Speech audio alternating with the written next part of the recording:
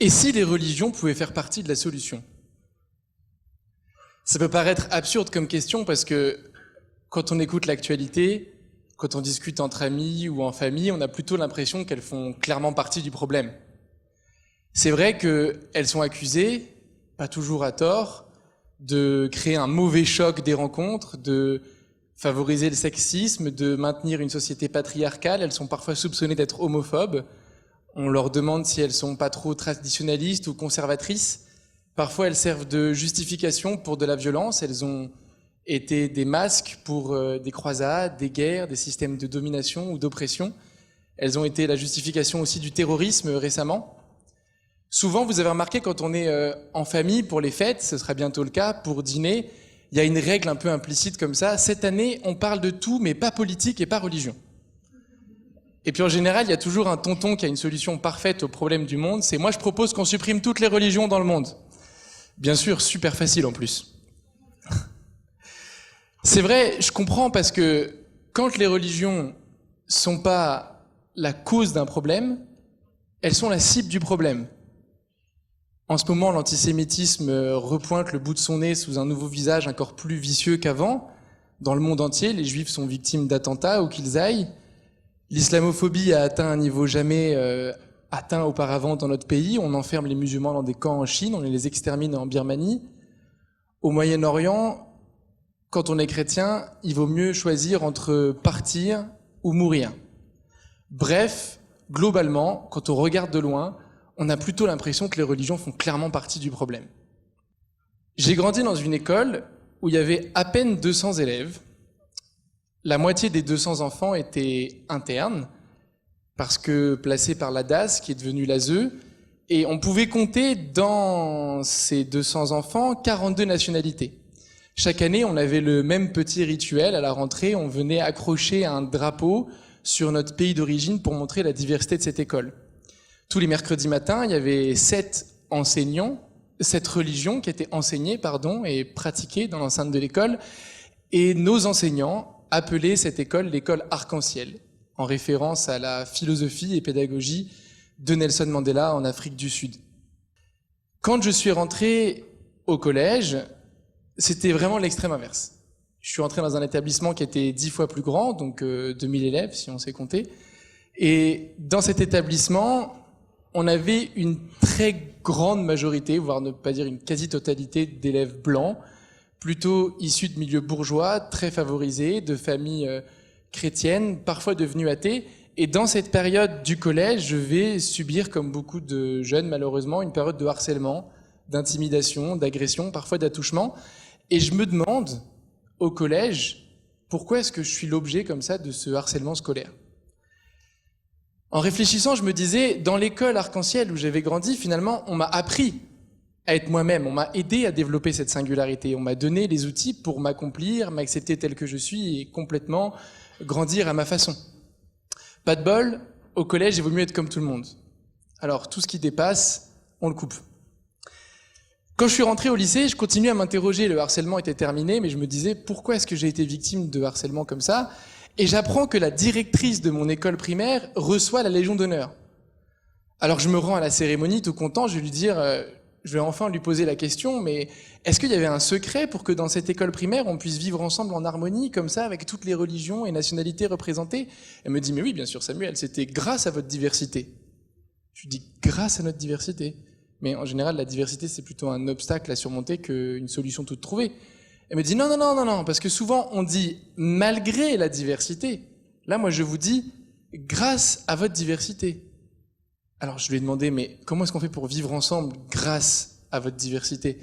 Elle me dit, vous savez, Samuel, les religions, elles existent. Les différences, elles existent. Elles vont pas disparaître du jour au lendemain. La question n'est pas de savoir si on est pour ou contre. La question, c'est de savoir qu'est-ce qu'on en fait. Et moi, en tant que directrice, j'ai voulu garder le meilleur et enlever le pire. Parce que vous savez, de toute façon, Samuel, la seule alternative à la coexistence, c'est la codestruction. À vous de choisir. Je suis resté un peu sur cette phrase, je suis rentré chez moi. Et puis, L'été suivant, je participe à un rassemblement international du scoutisme avec des scouts du monde entier, de toutes les religions, de toutes les cultures, de tous les pays. Et un matin, on nous distribue cette petite phrase sur un papier que j'ai glissé dans ma poche et que j'ai lu plus tard. Il y avait écrit « Vivons ensemble comme des frères ou nous périrons ensemble comme des imbéciles ». Martin Luther King. Et donc là, j'ai repensé à ma directrice et je me suis dit, en fait, finalement, quand on a différentes origines, différentes convictions, religions, vivre ensemble, c'est pas tellement une option, c'est plutôt une obligation. Aujourd'hui, dans le monde, 84% des êtres humains se reconnaissent dans une conviction religieuse. En France, c'est à peu près 2/3 qui se considèrent proches ou lointains d'une communauté, avec un bon tiers qui s'affirme vraiment croyant. Et cette diversité, cette réalité de pluralisme de religion, c'est un fait social. Pour la plupart des croyants dans le monde, avoir une foi, avoir une conviction, ça donne une raison de se lever le matin.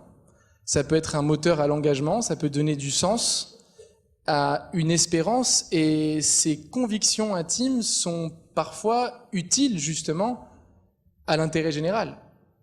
Et là, en fait, je voudrais reposer ma question de départ. Et si, en fait, c'était pas les convictions qui pouvaient faire partie de la solution? Cette substance qui se transmet notamment grâce aux religions, mais du coup, et si c'était pas les convictions religieuses ou athées, quelles qu'elles soient, qui pouvaient faire partie de la solution? Pour la plupart des musulmans, pour des milliards de musulmans dans le monde, le vrai djihad, ça veut dire le dépassement de soi-même pour être mis au service des autres. Pour des millions de juifs dans le monde, obéir à la Torah, ça veut dire, c'est écrit dans le Pentateuque, aime ton prochain comme toi-même. Pour des millions de chrétiens, lire l'évangile, ça veut dire aimer ses ennemis et tendre l'autre joue. Pour les 2/3 d'athées ou d'agnostiques de notre pays, peut-être que la démocratie ou les valeurs humanistes et humanitaires sont bien plus que des valeurs superficielles.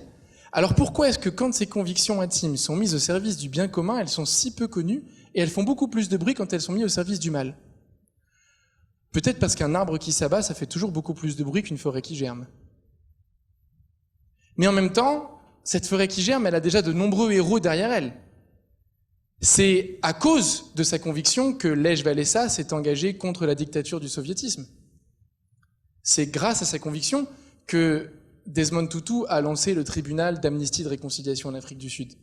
C'est toujours grâce à leur conviction que Jean Vanier s'est engagé toute sa vie pour les personnes handicapées, que l'abbé Pierre a fondé Emmaüs et que Martin Luther King s'est interrogé en lisant l'Évangile sur comment est-ce qu'aujourd'hui je peux répondre à la ségrégation raciale, jusqu'à cette action non violente et son fameux discours « I have a dream » appelant à faire sonner toutes les cloches de la liberté.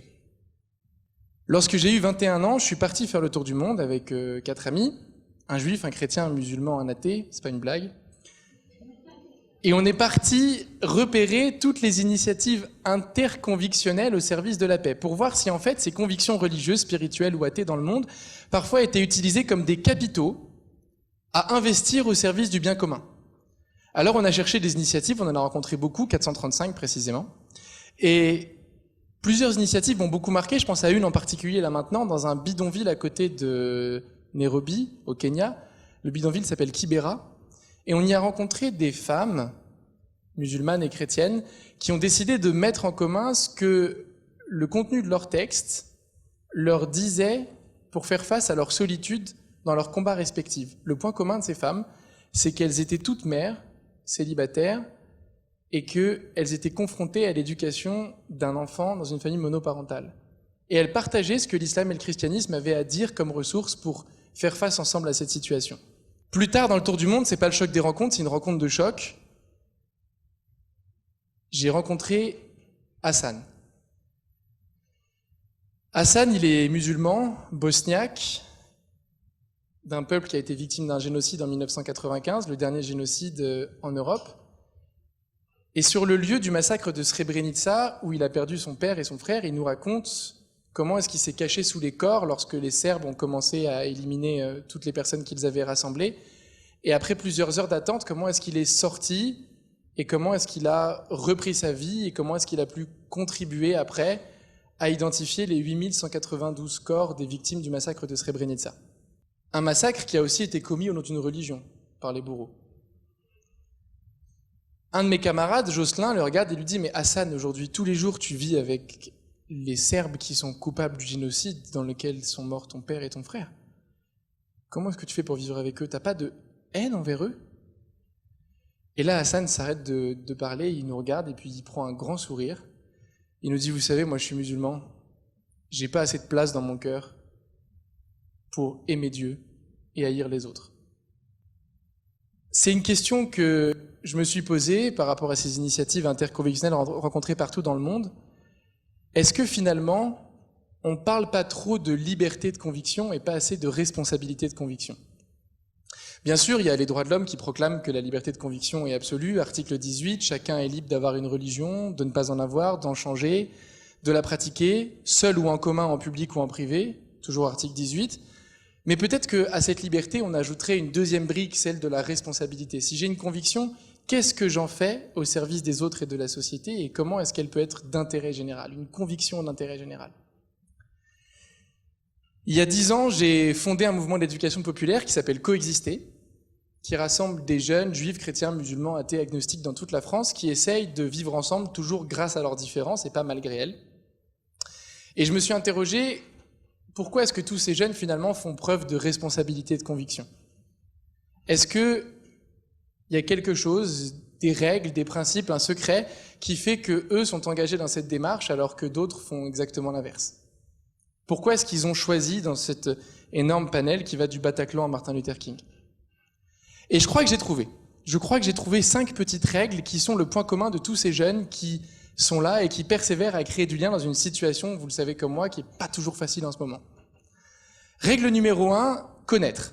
Connaître, c'est-à-dire parler aux autres, parler avec les autres, plutôt que de parler des autres, en leur absence.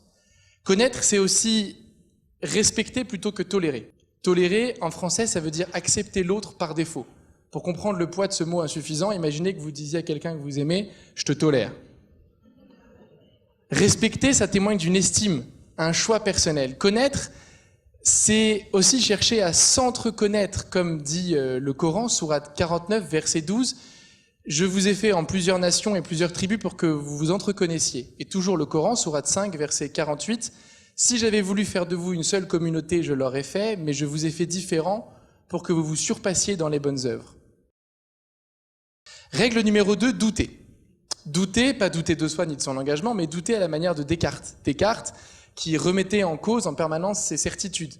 Quand une conviction devient une certitude, elle ouvre la porte à devenir un dogmatisme, c'est-à-dire une prison mentale qui peut tout justifier et qui peut tout légitimer. Douter, c'est accepter aussi que l'autre n'est pas enfermé dans une case. Il y a 1001 façons d'être croyant ou athée, et chaque conviction est singulière à celui qui la porte. Règle numéro 3, être juste. Être juste, c'est promouvoir et défendre l'égalité de traitement entre toutes ces convictions qui s'expriment et surtout entre celles et ceux qui portent ces convictions. Comment est-ce que vous croyez que l'équipe de France allait gagner la Coupe du Monde? Alors qu'ils arrivent de milieux sociaux, territoriaux extrêmement variés, on voyait leur nom sur l'Arc de Triomphe avec leur ville de naissance le jour de la victoire. Ils ont peut-être gagné la Coupe du Monde pour plein de raisons, notamment parce qu'il y a une seule règle qui s'applique dans cette équipe diversifiée, une seule, le football. Si la même règle était respectée pour toutes et tous, peut-être que déjà on a plus de chances d'avoir une responsabilité de conviction. Promouvoir aussi l'égalité, c'est comprendre qu'il n'y a pas de justice sans paix, il n'y a pas de paix sans justice, et comme le dit le Talmud, qui tue un homme tue toute l'humanité, et qui sauve un homme sauve toute l'humanité. Et aujourd'hui, moi je fais un rêve avec vous très concrètement, que ce soit les Juifs qui sont en première ligne contre l'islamophobie, comme les musulmans qui sont en première ligne contre l'antisémitisme, parce que le sort des opprimés, c'est le sort de toute la société. Règle numéro 4, agir ensemble.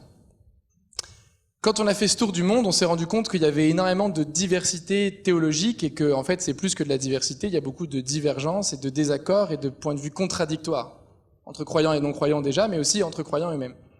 Dans cette immense contradiction que sont toutes les théologies du monde, il y a des chercheurs américains, une étude américaine a prouvé que, qui sont venus voir si il y avait ne serait-ce qu'une seule phrase commune à toutes les sagesses de l'humanité. Est-ce que les confucianistes, taoïstes, shintoïstes, bouddhistes, hindous, musulmans, juifs, chrétiens, athées avaient une seule phrase en commun? Et ils en ont trouvé une. Ils ont fait une thèse là-dessus. Elle s'appelle la règle d'or, la Golden Rule.